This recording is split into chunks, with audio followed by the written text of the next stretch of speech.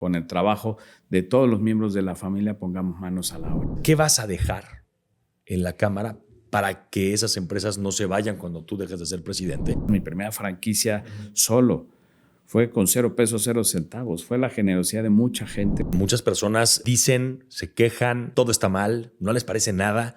Te van a criticar después de esta entrevista. A todas las instituciones educativas de México, tanto públicas como privadas, les tengo una recomendación. Pinturas Ocel transforma instalaciones escolares en espacios seguros, atractivos y duraderos. Conoce su amplio portafolio de recubrimientos: pintura acrílica, excelente cubriente para aulas y muros, esmaltes resistentes para barandales, impermeabilizantes de larga duración y pintura tráfico para estacionamientos y zonas de reunión. Acércate a ellos para una súper asesoría gratuita en tu institución. Detonar significa provocar un gran ruido. Conversamos con las personas que detonan ideas, proyectos, movimientos, líderes de la comunidad cuyas decisiones impactan a más personas. Detonantes, acciones que lo cambian todo. ¿Qué tal, queridos amigos, amigas en Detonantes? Hoy tenemos un súper invitado, un empresario y gran ser humano. Juan Pablo Cisneros se ha dedicado por muchos años a diferentes ámbitos de los negocios, sobre todo muy conocido su apellido y su persona por haber sido parte de una de las pastelerías más importantes de este país, La Zarza, en donde, bueno, pues fueron sus primeros, digamos, importantes pininos de los negocios, en donde aprendió mucho, en donde aprendió de negocios familiares, por supuesto, saber estar y saberse hacer a un lado. Muchas cosas que hay que platicar hoy, queridísimo Juan Pablo. Gracias por aceptar. Héctor, la verdad, encantado por la invitación. Como dices, mucha historia que platicar, que compartir con todos aquellos que nos escuchan. Y bueno, la verdad es una oportunidad para también fomentar aquellas personas que tienen sueños, que quieren avanzar, que quieren emprender o que quieren asumir responsabilidades como la de liderazgo empresarial, cómo sí se puede y de dónde puede surgir un liderazgo. Entonces, yo encantado. Gracias por la invitación. No, gracias a ti. Y además, yo no sé si ya lo dije en la introducción o no, pero presidente de la Cámara de Comercio hoy, es importante decirlo, porque participar en una cámara, y tomar la decisión de estar entregando en este momento 3 años, pues casi de lleno, dejando a un lado muchas posibilidades de negocio, temas familiares, temas personales, para defender o para representar a un gremio. Me parece importante platicarlo, Juan Pablo. Pero antes de entrarle a esos temas que, digamos, son los más conocidos hoy de ti, pues quiero preguntarte cómo empieza tu vida en los negocios. ¿Cómo es que, en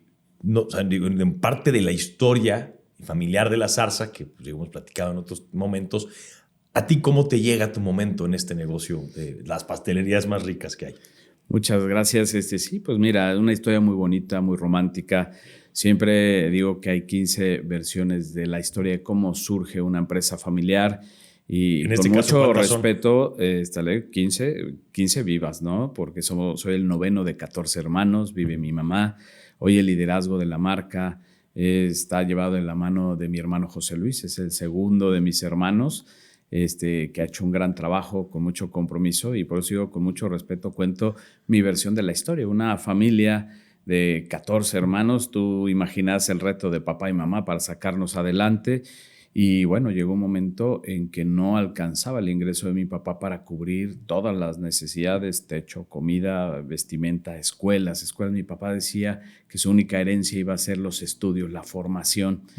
Y bueno, llegado el momento, empezamos a dialogar. Recuerdo bien un diciembre por ahí del año 90 en donde buscábamos alternativas para generar esfuerzos que surgieran de la familia para complementar el ingreso de la familia, y de ahí surge la idea de comercializar pasteles de una marca que existe, de una tía, y nosotros comenzamos a elaborar algunos productos que vienen de la expertise, de la tradición de heredar esta capacidad de transformar con las manos que viene de mi abuela, a mi mamá, a mis hermanas, y surge desde mi perspectiva de esa iniciativa de mi mamá, de mis hermanas, de su empuje, de su liderazgo, de decir, pongamos un negocio de alimentos, transformemos con las manos, con el trabajo de todos los miembros de la familia, pongamos manos a la obra. ¿Qué edad tenías tú en el 90? 10 años, O sea, arrancamos realmente en enero del eran chavos, 91, estaban muy niños. chiquitos, sí.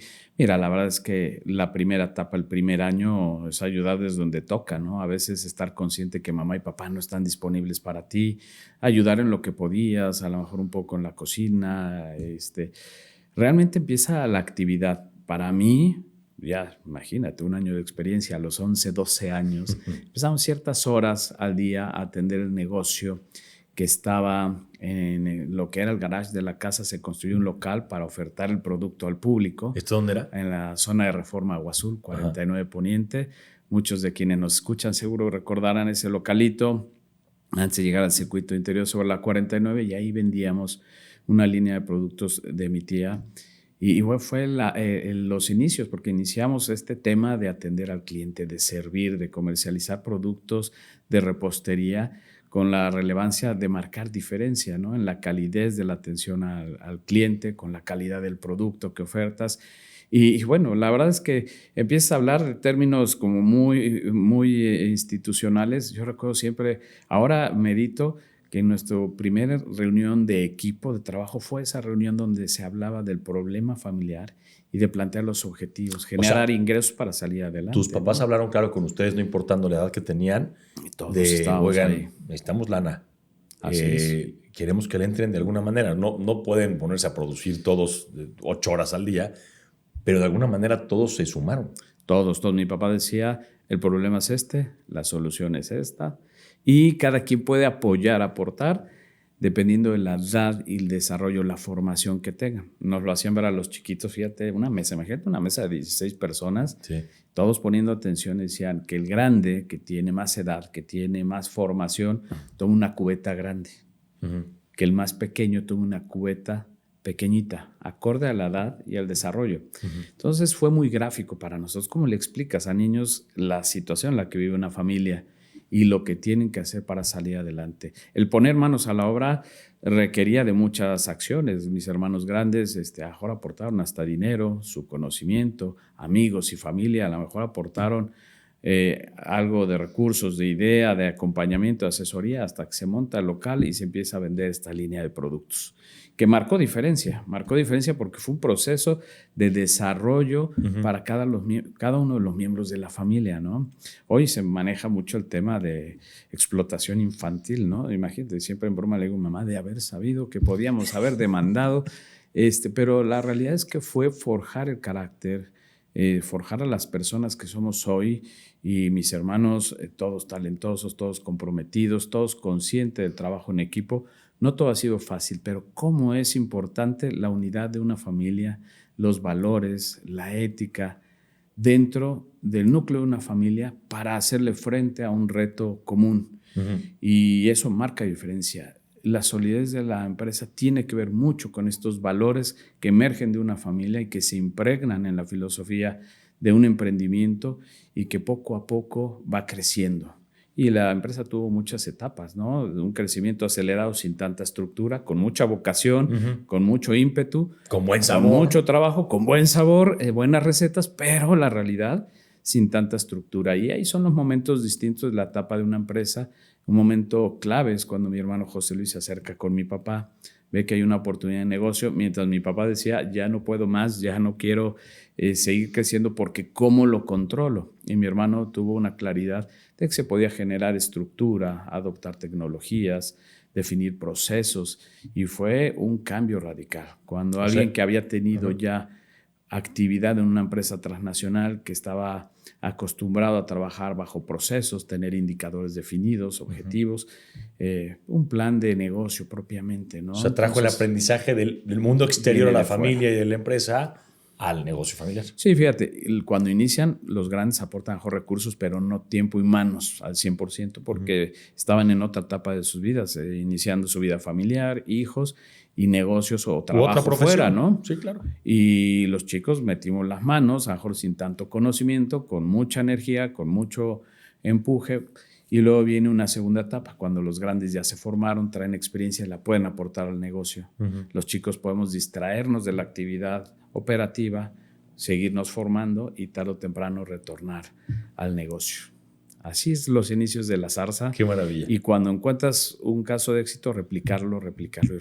¿Cuántos años tenemos ya de La Zarza?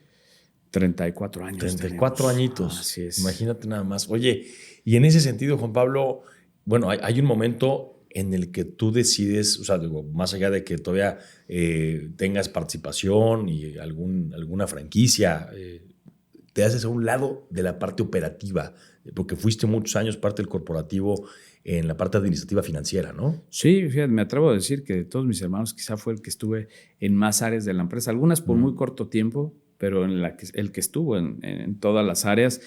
Sí, cuando hay un momento importante, yo estaba ya como profesionista, mi tesis la había adquirido una empresa importante, y mi visión era inclusive emigrar posiblemente al extranjero fuera de Puebla.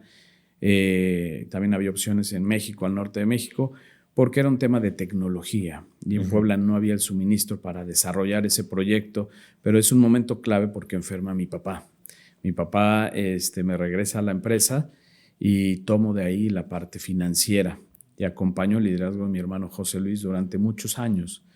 Pero yo creo que el proceso de formación que fuimos viviendo también te va abriendo el entendimiento y hoy tengo claro lo que en su momento había que vivir sin entender o tener todo claro. La familia lo es todo para trabajar en conjunto, para detonar un proyecto. Cuando el proyecto crece y va modificándose y va demandando más tecnificación, más participación profesional, y también empieza a generar beneficios, también los intereses de los propios miembros de la familia cambian. Claro. Creo que ese es el tema clave, porque cuando somos muchos, hablar de 14 hermanos y con distintos intereses y visiones, también pueden generar un riesgo dentro de la empresa. La razón por la que yo salí en su momento, estaba yo como director general adjunto, entendía que ya no estaba aportando a la empresa en la medida de lo que yo visualizaba que quería aportar. ¿Por qué? Porque era el momento de mi hermano, era director general. Ahora sí, como dicen, no, ni pichas, ni cachas, ni dejas batear, algo muy común, sentía yo que me empezaba a pasar. O sea, sentías como que estabas un poco decir, a la sombra y tampoco podías pues tú aportar un valor más. Llegó un momento que para que mi hermano tuviera sensibilidad para tomar decisiones, me pedía que mis decisiones fueran acompañadas por él. Y creo que tiene sentido lo que él decía, claro, y que necesitaba, pero también entonces sentía que replicábamos los esfuerzos y ya no estábamos sumando. Entendí que era el momento de mi hermano y no el mío, y que también había que ser honestos con uno mismo y volver a hacer lo que sabemos hacer, que es emprender. Para eso había que apartarse de la empresa, darle espacio al liderazgo de mi hermano. Pero fue voluntario, o sea, fue decisión tuya. Fue decisión mía totalmente. De hecho, tomó por sorpresa a mi hermano. La verdad es que habíamos hecho un gran equipo. Una buena mancuerna. Y un gran respaldo que yo percibía que mi hermano tenía en mi persona, pero a veces no es suficiente. Híjole, yo ¿no? Analizándolo desde fuera veo pues una gran convicción personal de decir, a ver, me gustaría aportar otra cosa, a lo mejor yo haría diferente esto, pero respeto que hoy el director es mi hermano y creo que yo puedo aportar más en otro lado. O sea, me va a doler porque me imagino que te dolió hasta el alma.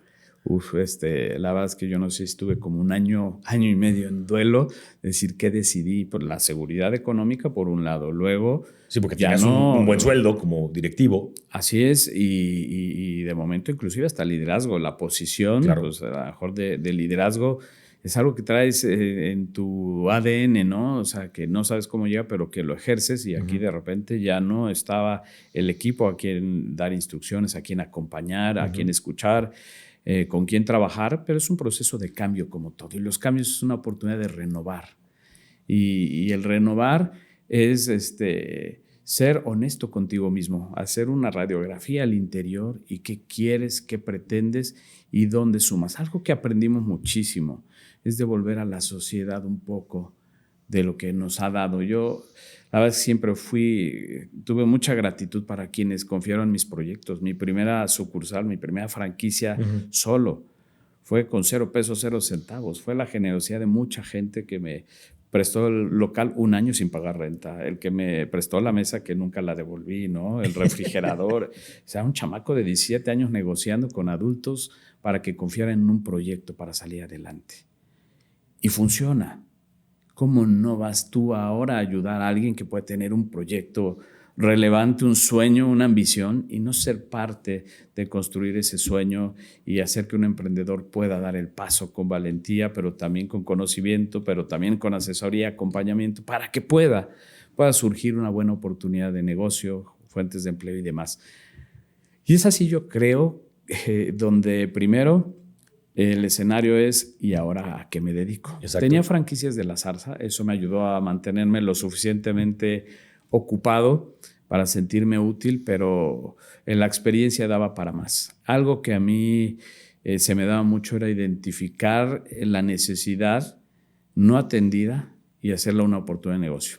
Lo primero que hice cuando salí adicional a las franquicias fue poner una escuela de natación de alto rendimiento. Ajá. Que tiene que ver con alguien que se dedicó a los pasteles, a las finanzas. ¿Tú nadabas? ¿Te gustaba la natación? Por supuesto que sabía flotar y eso era todo, ¿no?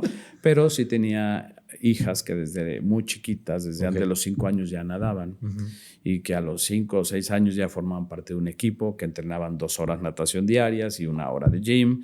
Y yo me empezaba a preocupar por su acompañamiento físico y emocional, el psicológico, porque si se iba a dedicar a un alto rendimiento desde muy pequeñita, necesitaba una formación complementaria que no encontré ni siquiera en las empresas más grandes en Puebla y no es tan común en México. Ajá.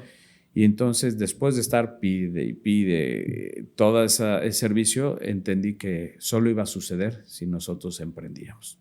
Hicimos un equipo de profesores muy calificados. Estuvimos hablando con nutriólogos especializados en el deporte.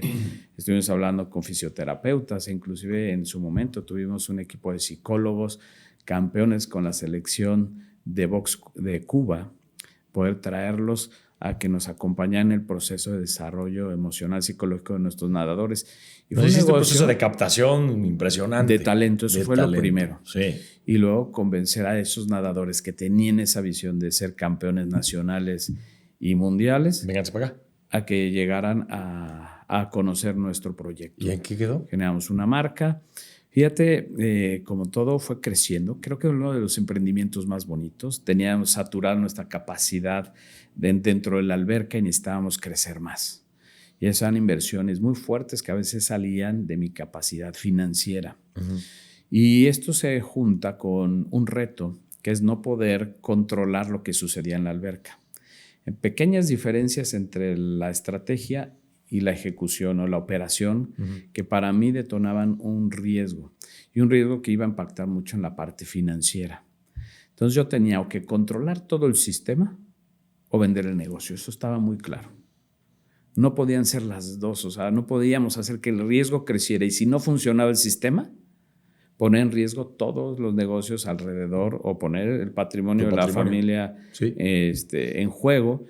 Y entonces hice una propuesta de un contrato muy rudo de decir o es así o les vendo el negocio. Y ¿a tus socios? A los profesores propiamente. A ellos mismos. Y me comprometí que si su camino era tomar control de la escuela de natación, yo les iba a enseñar cómo administrarla, cómo operarla hasta donde yo pudiera. Ajá. Y un 31 de julio de 2019, y me acordé porque 31 de julio era el cumpleaños de mi papá. Mira. Ya teníamos muchos años de fallecido mi papá, pero fue coyuntural. Ese día fue mi último día de operación como director de la escuela de natación. Ajá. Una transición muy suave. Los usuarios prácticamente solo notaron la ausencia física porque todavía estuvimos muchos meses detrás.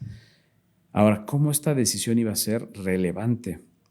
Porque 31 de julio de 2019 estábamos al cuarto para las 12 para una pandemia. Ya estábamos a nada, o sea, 6 meses de que empezara la pandemia. ¿Te acuerdas del riesgo financiero? Sí. Se hubiera capitalizado sin importar el contrato, sin importar absolutamente nada. Oye, ¿y qué les pasó a los profesores de esa escuela? Pues hoy la escuela no existe. O sea, hasta donde sé, los profesores... Sí les pegó el... Sí, pegó el COVID. Definitivamente. La ausencia total de los gimnasios y de las albercas. Sí, totalmente. Los profesores sé que han tomado vida en algunas otras instituciones de natación. Qué duro, ¿no? Porque al final tú lo tomaste sin saber que venía eso. Así es. Lo tomaste por un tema financiero personal. Y bueno, a otros que querían arriesgar, como a muchos les pasó, que querían apostar por algo, lamentablemente no les salió la jugada, caray. Así es, en este caso fue positivo. No siempre ha sido así. También con uno de mis hermanos y amigos emprendimos tema de movilidad eléctrica y nos fue muy mal. ¿Y qué? ¿Movilidad eléctrica en qué sentido? Yo creo que las primeras bicicletas eléctricas que llegaron a Puebla y la verdad costó mucho trabajo porque eran mucho más caras que las bicicletas normales. Hoy es impresionante cómo ha cambiado eso, ¿no? Eso ha cambiado muchísimo, son muy accesibles. Yo recuerdo que en aquel momento discutía mucho con los socios, o le metemos mucho capital para ser el número uno en el mercado, o le estamos abriendo solo camino a los otros. A las bicicletas de volumen, a las marcas de volumen. Sí. Muchas que vienen de China, inclusive, sabíamos competirles a ellos en precio, iba a ser imposible. Entonces, o éramos los primeros o mejor sucumbíamos al proyecto porque solo estábamos poniendo el dinero para que llegaran estas empresas. Y finalmente yo salí de la empresa y posteriormente la empresa cerró operaciones y nunca vimos utilidades. Un gran aprendizaje inclusive de lo que es un buen proyecto. Y la movilidad eléctrica, que es lo de hoy, como un proyecto anticipado al momento de alto consumo y volumen, puede ser un riesgo también, ¿no? Una buena idea adelantada también es un riesgo alto que hay que considerar. Pues, a ver, interesante cómo hay subidas y bajadas, ¿no? El tema profesional, emocional, por estos retos, riesgos, renuncias voluntarias, ¿no? O sea, prefiero bajarme de este barco antes de que me lleve la marea. O sea, fueron muchas subidas y bajadas. Y pasan los años y determinas candidatearte para ser presidente a la Cámara de Comercio. Yo, te conocía participando, ¿no? Mucho con la empresa, en eventos empresariales, en eventos de organismos empresariales, pero yo no te había visto involucrado, digamos, como con la Cámara. Cuéntame un poquito cómo fue ese proceso. ¿Qué te llevó a querer liderar un proyecto de este tipo? Bueno, es toda una historia porque si hablamos de querer liderar, creo que no estaban mis planes originales. Desde que yo trabajaba en la Zarza, es algo que también aprendí de mis hermanos y de asesores externos, es participar en la vida empresarial es importante porque aprendes, porque te rodeas de gente con éxito, con experiencia, pero también puedes aportar. A los problemas sociales. Regresar un poquito a la sociedad de lo mucho que te da dentro de tu empresa a través de los organismos. Yo así conocí a Nacho, tu hermano. Sí. Tiene muchos años, unos 15 años, 16 años. Él estaba en la agencia, en la asociación de seguros, liderándola, AMASFAC. Después conocí a José Luis, justo en temas de Canacintra, de Coparmex, etcétera, pero siempre ligados, ¿no? Y ahí te conocí también a ti. Sí, de hecho, todavía recuerdo que iba mucho a Coparmex a capacitaciones y por ahí había quien nos quería jalar. Ahí estuvo Nacho, mi hermano, muchos años. Luego en Canacintra, pues éramos transformación. José Luis, mi hermano, ahí hizo vida camaral en Canacintra. Recuerdo en tiempos de presidencia de Eric Junghans, me invitaba a ser presidente de Jóvenes Empresarios en Canacintra. Y lo que daba es que en la gestión ya no me daba la edad en el último año para ser presidente y de ahí nos buscan de Cámara de Comercio. Y yo con la experiencia de las unidades de venta, las franquicias, era importante también aportar desde el sector comercio, servicio y turismo. Así entró a la Cámara de Comercio. Hace 15, 16 años. Canaco. Sí, desde entonces entré como consejero, como siempre pues, tenía yo 27, 28 años. No fue fácil al principio, primero entender qué es una cámara, qué es una vida camaral y cómo aportar. Y cuando por fin alzaba la mano para aportar, había que consejeros de mucha experiencia decían, presidente, vamos a entrar otra vez al kindergarten, qué flojera, ¿no? Fíjate, inclusive la adversidad del entorno que pudieron haberme invitado a salir. Y de hecho eran frustraciones, levantar la mano con mucho temor. Obviamente eran algunos casos, había otros que eran muy generosos, que impulsaban a que alzaran la mano y te felicitaban por aportar, aunque tu aportación no hubiera sido de valor para ellos, para mí sí lo era. Cuando acaba mi ciclo de consejero suplente y titular, pues me toca retirarme de la Cámara y es cuando Toño Prosperi, presidente entrante de la Cámara de Comercio, me invita a ser protesorero. Primero, ¿qué es ser protesorero, no? Yo ya no quería, no me sentía seguro para ese tipo de responsabilidades dentro de una comisión ejecutiva. ¿Por qué me invitaban? Me dice, te veo potencial, quiero que te acerques, que escuches de los expertos. Tú decidirás hasta dónde avanzar, pero te invito. Finalmente dije, ¿qué es ser protesorero? Y me dice, no te preocupes, suplente del tesorero. El tesorero tiene una gran experiencia, una gran trayectoria, él va a hacer todo. Acompáñalo, aprende de él. Y el día de la toma de protesta, no llega el tesorero. Y no llega, y te vas a subir. Está presente el gobierno federal, estatal y municipal. Yo era ajeno en aquel entonces a todo lo que era política. Nunca había dialogado a lo mejor con un político y me tocaba subir a leer estados de resultados, balance general, el plan de trabajo, que ni siquiera había construido yo. ¿Por qué no llega el tesorero? Sufre un infarto, un tema médico, ese día, que le impide llegar ese día y nunca regresa a la Cámara de Comercio. Entonces me toca como suplente del tesorero el día 1 ya todo lo tomar que la rienda. Pero eso me permitió estar 3 años como suplente y 3 años como titular. Entonces se van acumulando los años. Claro. Y es ahí donde ya cambia todo, porque empiezas a entender la verdadera función de un organismo como demandante de los 3 niveles de gobierno para generar condiciones para que crezcan, se desarrollen los negocios, se generen fuente de empleo, finalmente desarrollo económico y social. Oye, para hablar de temas de tesorería de las cámaras, de pronto, yo sé que Canaco le ha costado trabajo, o sea, en muchos años le costó trabajo tener recursos y ser solvente. Entre crisis y otras cosas, participación de empresarios y de empresas, sé que ha tenido momentos duros. ¿Cómo te tocó vivir y enfrentar eso? Porque depende mucho del querer de participación de otros. Bueno, sí, la verdad es que todo el mundo piensa en los organismos y los piensa millonarios o con muchos recursos, son relevantes, tienen una voz fuerte, pero sus finanzas ha costado trabajo porque viven de las afiliaciones. Así es. Y en la sociedad no siempre se entiende el compromiso de ser parte de un organismo. ¿Por qué? Porque ser empresario lleva la responsabilidad de alzar la voz y demandar condiciones. Hazlo a título personal o a través de un organismo, que son esos espacios de la sociedad organizada para justamente alzar la voz, demandar condiciones. Y además son los organismos, por ley, somos órganos obligados de consulta, es una voz obligada, o sea, te tienen que escuchar y es una gran oportunidad.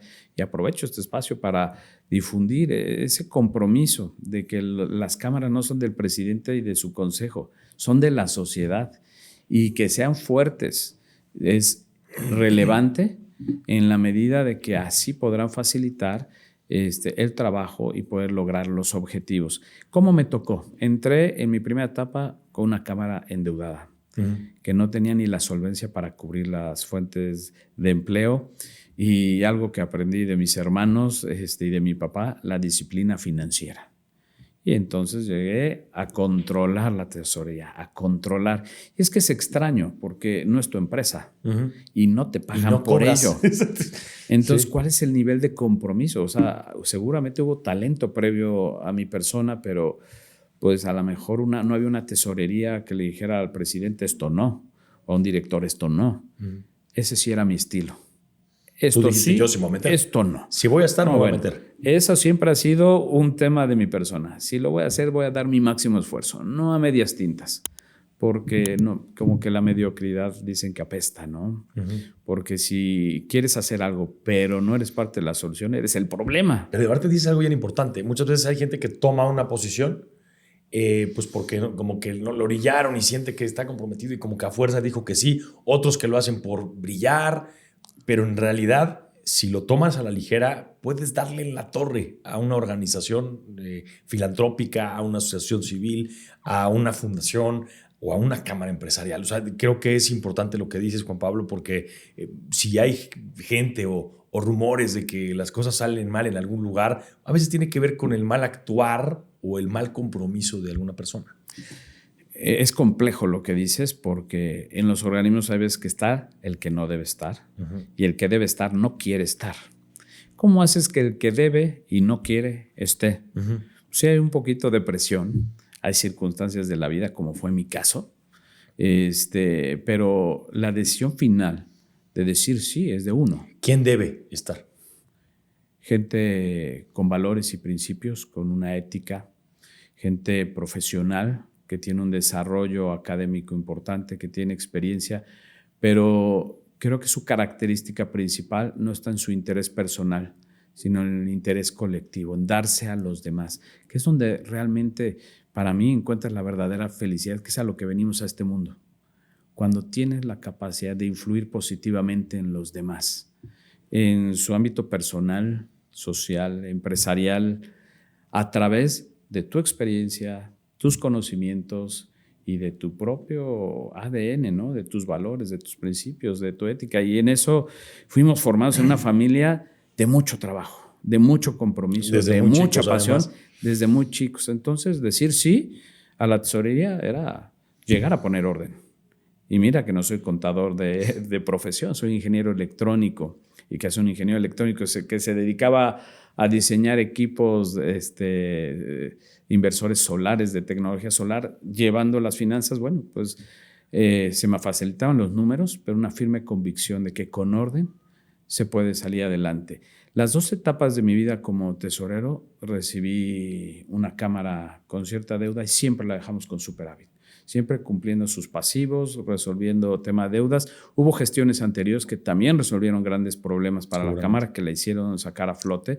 Es un trabajo en equipo y también son relevos. Luego hay relevos buenos y malos, lo que te hacen subir y bajar. No todo es lineal, pero porque no había la estructura suficiente para permitir que sea lo más lineal posible. Juan Pablo, tú llevas ya 2 años al frente de la Cámara, ya estás en tu tercero y último como presidente, ¿verdad? Así es. Yo recuerdo haberte entrevistado, fui el primero en entrevistarte ahí en el radio. Me dio mucho gusto además haberlo hecho porque estabas nervioso, pero salió todo muy bien. Recuerdo que traías pues, muchos compromisos personales. Decías, yo tengo estos retos, quiero llevar a la Cámara a un lugar en donde no la he visto, no me ha tocado verla. En afiliación, en proyectos, en sumar a consejeros jóvenes, ¿no? Un relevo generacional. ¿Cómo te ha ido con estos retos? ¿Hasta dónde has podido, sí, transformar a tu gremio? Bien, la tesorería, claro que era solo una partecita de la visión total del organismo. Cuando me piden ser presidente, la verdad, primero dije que no. Hubo circunstancias que me van a decir que sí, inclusive te voy a platicar aquí, lo he platicado en corto con varias personas. Yo dije que no, fui muy firme, porque en su momento el gobernador en turno no era afín a mis principios, a mis ideales, y dije, yo no quiero dirigir una Cámara que no tendrá la posibilidad de decir con transparencia y con firmeza y con mucha responsabilidad lo que tiene que decir. Esto lo dije un 9 de diciembre y si no mal recuerdo, se nos adelanta en esta vida el gobernador en turno. Y para mí fue una cubetada de agua fría decir, yo dije que mientras esto sucediera no iba a ser presidente. Y esto ya sucedió a unos días de que lo dije. Entonces yo la verdad es que me puse en manos de Dios, dije, Dios mío, ¿qué quieres de mí? Y si esto ya lo apartaste del camino, esta situación la apartaste del camino, ahora, ¿por qué decir sí y para qué? Y ahí empieza un poquito esta visión de asumir el liderazgo de la Cámara de Comercio con la finalidad de llevarlo a un punto en donde realmente genere influencia y genere apoyo en la construcción de políticas públicas que generen un desarrollo económico y social. Y para eso tenía que tener una Cámara con suficiente afiliación. Y para que la afiliación creciera, ya hablamos de 16,000 afiliados, fue al primero que le dije cuál era el objetivo. Pusiste un objetivo altísimo. ¿Por qué? Porque si no éramos capaces, ¿no? Era dobletear un poquito más. Dobletear y un poquito más, porque si no cambiábamos toda la estructura para que eso se dé, son trabajos de poco impacto y de poco alcance, porque la representatividad, aunque por ley representamos al 100% del sector, no es lo mismo que el sector te diga, tienes mi respaldo y voy contigo. Participo. Y además voy a participar de forma activa en qué quiero de la Cámara. Para eso la Cámara debería cambiar la percepción de no ser un gasto, sino una inversión y un mecanismo en donde yo cumpla mi misión como empresario. Y la verdad es que tú me decías, ¿estás seguro de lo que dices cuantitativamente? Porque cualquier idea es loco. Porque yo en su momento aunque era una locura, sí es una locura, sigue siendo una locura. ¿Por qué era relevante poner esa cifra? Porque representaba apenas el 10% del tamaño del sector. Del número de empresas de comercio, servicios y turismo que hay en el estado, ¿cierto? Exactamente, y ese dato inclusive va para arriba. Basado en ese principio, si no podíamos comenzar al 10%, tendríamos que seguir generando una reingeniería al interior de la Cámara de Comercio. Una cámara que es relevante, que es muy importante, que es decir, de mucha responsabilidad y de mucho poder. Es la más antigua. La más antigua, la que genera el 60% de la economía, el 65% de las fuentes formales de empleo. O sea, es la cámara de la cual nacieron todas las demás cámaras. Dirigir no solo era ser congruente con su historia, sino con su presente y con su futuro. Es de ahí donde pusimos manos a la obra y realmente sí era más complejo de lo que se veía porque la reingeniería tenía que alcanzar la estructura administrativa, al consejo y a definir los procedimientos de toda la estructura. Era toda una reingeniería al interior de la Cámara. Buscábamos de entrada mucho más visibilidad. Creo que en eso hemos ido avanzando a pasos acelerados. Me pasaba en el registro al cierre del mes pasado más de 4.500 notas publicitarias, que para nosotros es un récord histórico en una parcialidad de una gestión de 3 años. O sea, no hemos terminado la gestión y vamos con muy buenos números. No hemos crecido al 100% y un poco más. Hemos crecido realmente en afiliación un 20% y en ingresos un 26%. Pero para haber crecido eso ha sido mucho esfuerzo sobre hacer las cosas mejor y de forma más eficiente. La Cámara tiene una estructura grande y ahora son pocas personas haciendo más de lo que se hacía antes. Eso es importantísimo. O sea, estás diciendo 2 cosas. Primero, apuntar alto. Apuntar alto. Porque si no, tus retos chiquitos, bueno, como dijiste hace rato, pues van a ser mediocres tus resultados. Hoy hablar de un 20% o más de afiliación es bastante en 2 años.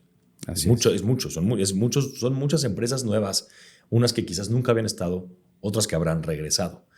¿Qué vas a dejar en la Cámara para que esas empresas no se vayan cuando tú dejes de ser presidente o para que este camino de llegar al objetivo de cuando menos el 10% de los negocios de comercio y servicios estén en la Cámara? Porque alguien va a tener que cumplir el objetivo. Estructura. Hoy, darle más fuerza al consejo, un consejo que aprenda a ser crítico y asumir la responsabilidad del asiento que está utilizando. Siempre les digo, cada reunión de consejo, les digo, señores, si ustedes no traen temas, asuntos generales, críticas al presidente o consejos para que el presidente genere agenda, no están aprovechando el espacio. Yo lo puedo decir en este medio porque lo han escuchado mis consejeros cada sesión de consejo. El primer cambio fue agradecer a los consejeros que llevaban muchos años en la Cámara. Conservamos a algunos de ellos que agregan valor, pero hay una necesidad imperiosa de renovar el consejo, de traer jóvenes empresarios con una visión fresca, con un dinamismo importante y enseñarlos a ser consejeros. Sí, y no es porque no valga los que ya pasaron. O sea, es porque si queremos jalar nuevos, tenemos que tener también nuevas personas. Abrir espacios, exactamente. Espacio. Hay gente con mucho valor y generamos una estructura de invitados especiales permanentes, ya no miembros del consejo, ya no votan, pero gente que tiene esa experiencia, esa capacidad, esa visión y las ganas de transformar Puebla, bienvenidos. Siempre hay un espacio para aportar dentro de las vicepresidencias de la Cámara de Comercio. En el primer año prácticamente heredo un consejo. En el segundo año renuevo la mitad del consejo. Ya en lo que es el ejercicio del tercer año es una verdadera oportunidad porque 100% es tu responsabilidad porque tú nombraste ya el 100% de los consejeros. En mi última renovación del último año, cuando la Asamblea me ratifica un año más, de las 17 vicepresidencias que tiene la Cámara de Comercio, renovamos a 16 vicepresidentes, de los cuales muchos estaban tomando por primera vez una responsabilidad y siendo partes por primera vez de una vicepresidencia. Sí, un riesgo puede ser, sí, pero creo que el mensaje era muy valioso, renovar y comprometer. En este último año, de esas 17 vicepresidencias, 10 están trabajando de forma sólida, con objetivos definidos, con proyectos, con seguimiento, que están contagiando a las 7 que no estaban trabajando. Lo común en un organismo es que hay 17 comisiones, trabajan 2 y las otras llegan a veces a participar dentro de la sesión de consejo, pero no dentro de su vicepresidencia. Hacerlas trabajar creo que ha sido un logro muy importante. Es un logro no nada más para la Canaco, Juan Pablo, es un logro para la participación ciudadana de Puebla. O sea, yo así lo veo y te lo digo de verdad, porque muchas personas dicen, se quejan, todo está mal, no les parece nada, te van a criticar después de esta entrevista. Sí, seguramente. Pero, ¿sabes qué? Pero no están haciendo nada.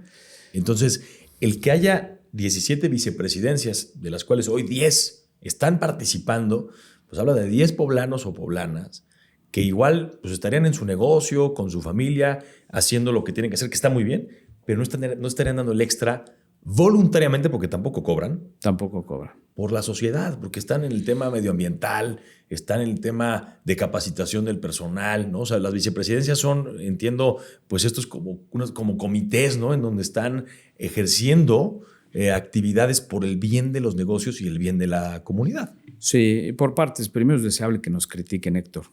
No vamos a avanzar si no estamos abiertos a la crítica. No, pero lo que refiero es... Hay críticas que construyen. Se vale criticar, pero hay que hacer también. Sí, aquí la invitación es, si voy a destruir, esto lo aprendí mucho de mi hermano José Luis, si voy a criticar negativamente, hazlo con propuesta. Eso te vuelve parte de la solución. La crítica debemos estar abiertos a la crítica, pero como una crítica con una visión de construcción, la vuelve una crítica propositiva y responsable. Porque para dividir la cultura mexicana nos hemos dividido toda la vida. Hemos hecho bandos entre los buenos y lo malo. Las acciones son buenas o malas y no la vemos como un proceso de desarrollo progresivo en donde nos tenemos que ver como una sola sociedad. Hay quienes ven al presidente y creen que he de ganar muy bien por la Cámara de Comercio o hacer buenos negocios a través de la Cámara de Comercio. Y lo mismo pensarán del Consejo. Yo hoy a los consejeros los felicito todos los días por su generosidad. No solo es el presidente. Somos más de 80 personas donando nuestro tiempo. En el caso del presidente, utiliza el 90% de su tiempo productivo distrayéndote de tu familia y de tus propios negocios. ¿Cuántas horas al día le dedicas a la Cámara? Literal. Va a depender de los días, pero a veces le dedico 6 horas, a veces 8 horas, a veces 10 horas y a veces más. Y cuando viajas, pues tienes que tomar en cuenta todo eso. Porque vas a representar a la Cámara a nivel nacional. Vas a representar y la representamos. Ahora cambiaron un poquito, pero éramos vicepresidentes regionales. Teníamos a 32 cámaras a nuestro cargo. Hoy cambia un poquito el modelo, pero bueno, siguen siendo esas vicepresidencias regionales. Además hay que ver hacia la federación, hacia las naciones, hacia la nacional y la vinculación con más de 257 cámaras. Es un reto, no es lo que se ve, es la punta del iceberg. La responsabilidad es mucho más grande que esa y por eso son hombres generosos. Pero también, como les digo, si están acá, si ya decidieron acompañarme, si decidieron hacer carrera, hagámoslo bien. Y hagámoslo por el bien de Puebla, no solo de nuestros intereses. Lo tenemos que hacer por los que conocemos y lo tenemos que hacer con más fuerza por los que no conocemos. En un mundo donde nos dividen y hacen ver al empresariado como el villano del cuento, creo que tenemos que contar historias positivas de generosidad y de valor, porque no importa cuántos programas de apoyo del gobierno, el gobierno no tiene recursos ilimitados, todos surgen de las empresas, del trabajo formal, digno, y ahí es ahí donde tenemos que replicar casos de éxito, casos con valores, y bueno, pues es parte del gran éxito de la Cámara de hoy, preparar una base sólida que acompañe los liderazgos de los futuros presidentes. Después de que salí de tu entrevista que me dijiste, ¿estás seguro de la meta? Sabía que muy probablemente no iba a ver el fruto de mi trabajo, pero a veces las gestiones no son para ver el fruto, sino para sembrar la semilla y preparar el terreno para que alguien más dé fruto. Y eso es importantísimo, visiones de largo plazo, de mediano y largo plazo, ser generosos con lo que te toca hacer y sentirte digno por lo que haces. Y si eso lo trabajaran los gobiernos y vieran más allá de sus intereses de partido y de poder, y hubiera voluntad para ver hacia 10, 15, 30 años adelante, y se sintieran dignos de lo que les tocó construir, aunque no se vea, México sería distinto. No puedo estar más de acuerdo contigo. la visión de largo plazo, de largo alcance, de largo aliento, Así como dicen en es. otros lugares. Se necesita en muchos sentidos para los mexicanos, y creo que los líderes son los que tienen que poner el ejemplo. Los líderes políticos, los líderes empresariales, los líderes sociales. Es difícil que todos pensemos igual o que veamos hacia el mismo punto, pero creo que hace mucha falta el diálogo, acercar a diferentes generaciones a ver un proyecto por lo menos lo más similar posible, Juan Pablo.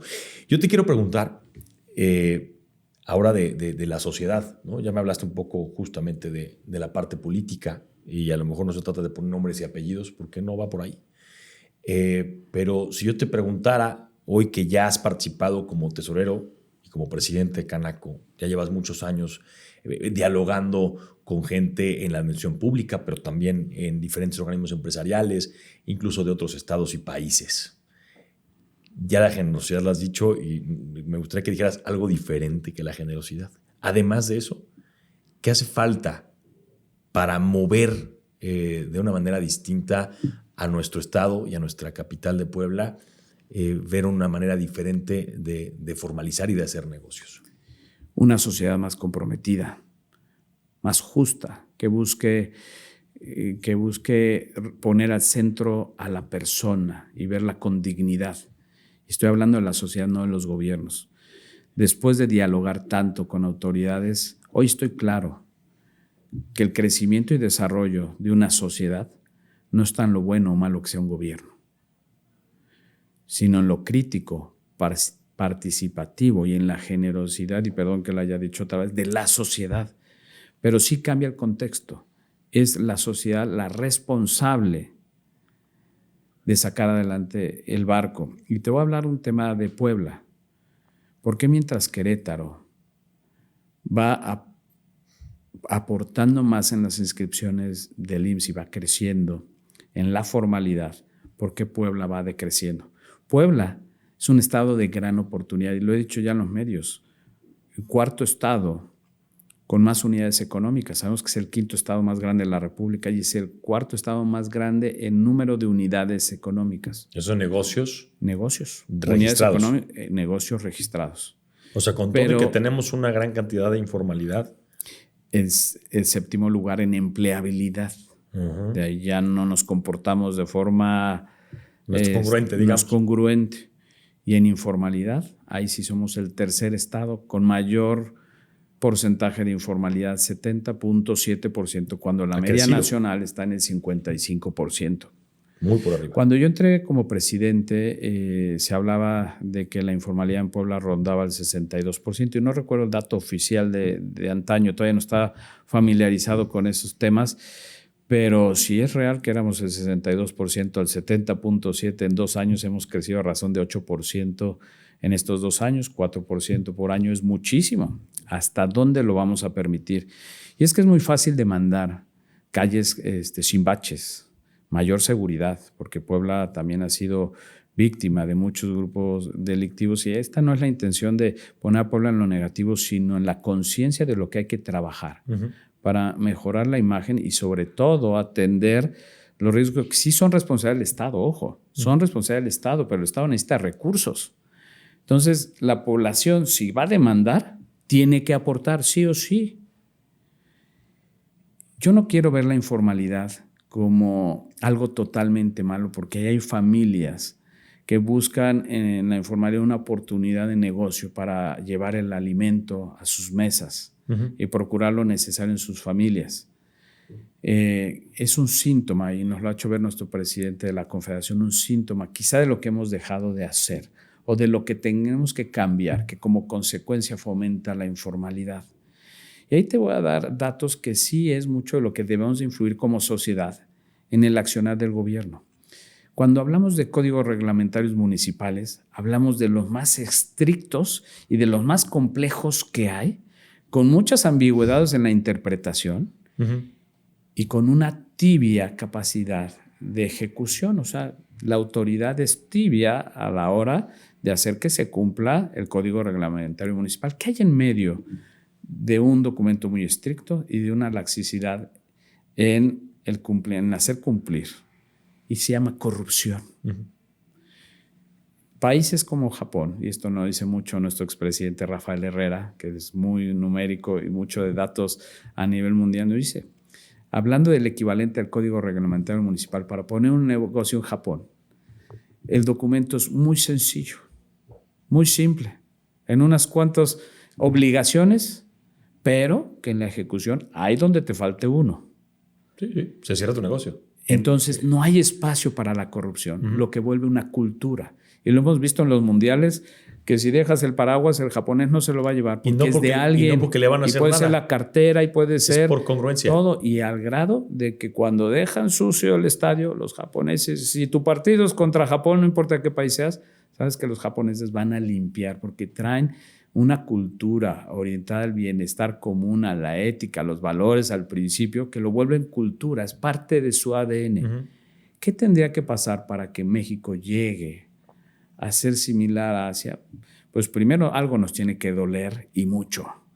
Y no, para mí, sin ser alarmista, habla 70.7% de informalidad, ¿qué estamos esperando para vivirlo? Si no cambiamos de fondo, si no hay voluntad en los gobiernos, pero en la sociedad, de ir hacia un mismo objetivo, no vamos a llegar lejos. Entonces, eso es el mensaje que yo quisiera dejar, Héctor. La actualidad de México tendría que doler, y no porque todo esté, porque a mí no me gusta ver todo negativo. Hay tantas cosas bonitas y buenos mexicanos y mexicanas, que las hay, pero tenemos problemas reales gravísimos, ¿no? O sea, ¿para qué nos metemos ahorita a platicar tantos, Juan Pablo? Pero hay realmente situaciones que no son de dignidad humana, ¿no? Y si no nos duele, entonces el problema está justamente en ti, que eres insensible. Al que es sensible, creo que se puede comprometer un poco o de a poco hasta que no tengan que decirle qué hacer porque lo hace por congruencia, Juan Pablo. También tenemos una sociedad muy noble, de muchos principios. Hemos visto en los terremotos cómo se une la sociedad. Temas como lo hacemos sistemático, sostenible, de largo plazo. No nada más en la emergencia. Sí, no solo en la emergencia, cómo lo hacemos sostenible y de largo plazo. Y ahí es un reto en donde nos toca a todos. Empresarios generando riqueza y sabiéndola repartir justa y dignamente. O sea, que la riqueza alcance para lo más posible. Sí tenemos que disminuir las brechas entre los que menos ganan y los que más ganan. Tenemos que permitir que todos tengan ese derecho al empleo justo y digno. Y las autoridades ser facilitadores. Eso debería de cambiar. No son autoritarios, no son emperadores, no son reyes que dictan por voluntad el futuro de una nación. Tienen que escuchar, ser resilientes y escuchar lo que demanda la sociedad. Pero entonces necesitamos una sociedad que demande con principios, con objetivos bien definidos, claros, qué queremos del futuro de nuestra sociedad. Se puede, porque sí, a veces es más fácil visualizar lo negativo, pero las oportunidades están. Primero, mandar el mensaje. Todos somos pueblo. Todos somos poblanos. Bueno, los que vivimos aquí somos poblanos, que nacimos aquí, pero todos somos mexicanos. Que no nos dividan. No somos fifís y chairos y no somos explotadores. Simplemente todos jugamos un rol en la estructura social. Todos hagámoslo siempre con convicción, siempre dando un esfuerzo extra, buscando ser la mejor versión de nosotros mismos todos los días, a través de nuestro desarrollo, a través de nuestra empatía, generosidad, a través de pensar en los demás, pero siendo muy responsables con lo que nos toca hacer, que nos toca demandar.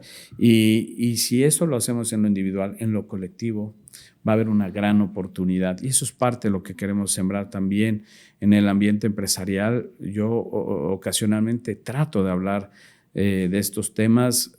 Algo que sí le agradezco a la sociedad, a la propia autoridad, es que me han dejado ser libre, inclusive a los medios de comunicación, ser libre de decir lo que pienso.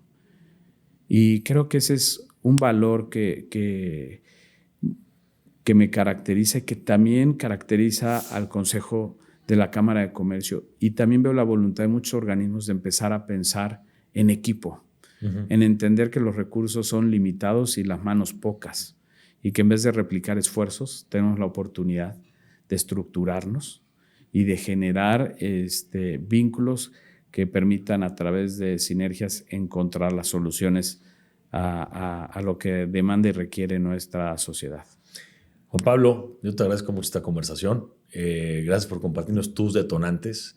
Me has compartido también cómo tú has detonado cambios en la comunidad y en otras personas, porque sé de muchos poblanos, mucha gente que ha participado contigo que está agradecida, ¿no? por ese impulso que tú les has dado para ser parte activa de la sociedad.